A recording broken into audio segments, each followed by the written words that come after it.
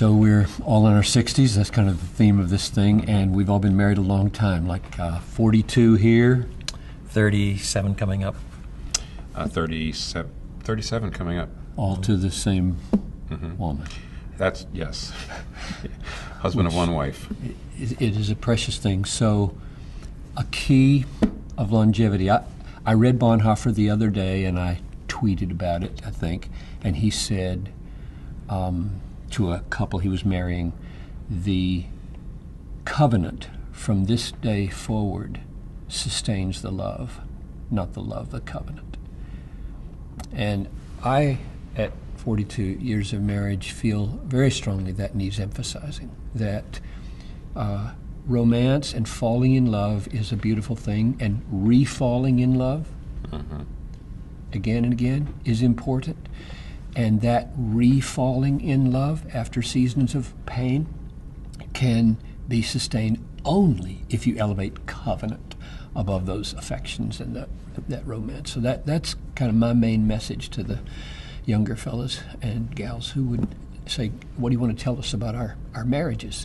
And I would want to say, you have covenanted, and God has created, God has united this, and you have covenanted. That covenant exists. It exists.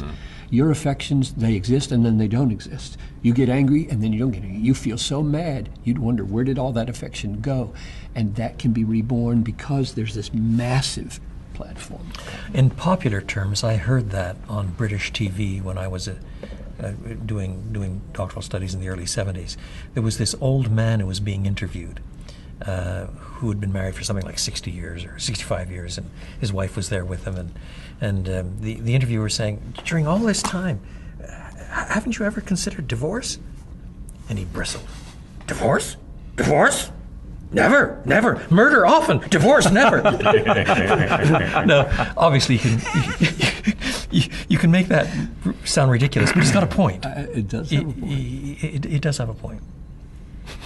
I agree. You know, Lewis Smedes wrote an article called "The Power of Promising" in Christianity Today back in the '80s, and he was already up there in age. And he was talking about his marriage promise, and he said, "My wife has been married to 5 men. Every one of them has been me."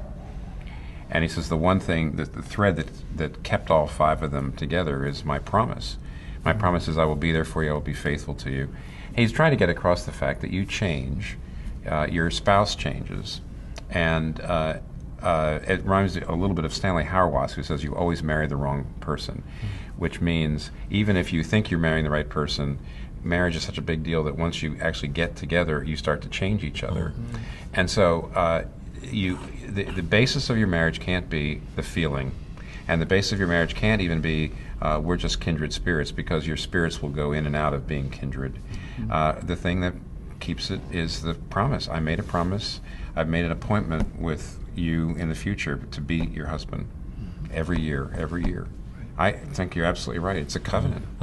Yeah, and we've got to go because each of us has things to do here. But I would just underline, if that sounds too duty-oriented for people, that's the ground in which the flower grows.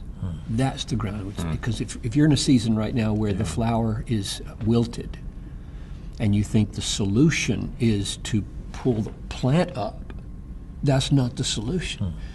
The ground of covenant, the ground of promise, the ground of no divorce, maybe murder. But no that's the ground where it can reflourish, and it does. I just testify from 42 years that falling in love with my wife again and again is a very beautiful thing. And ideally, that is nurtured, at least in part, by grounding marriage itself in Scripture in a big framework. Yep. We're made by God and for God. This is His design, not my design.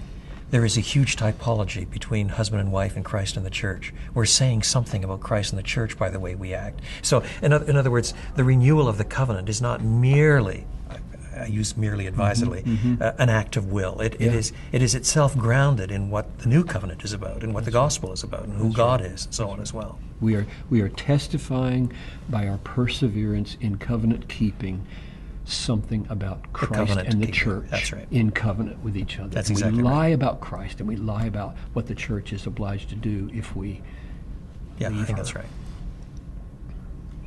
If we're talking We're more done. about marriage, I'm going to cry.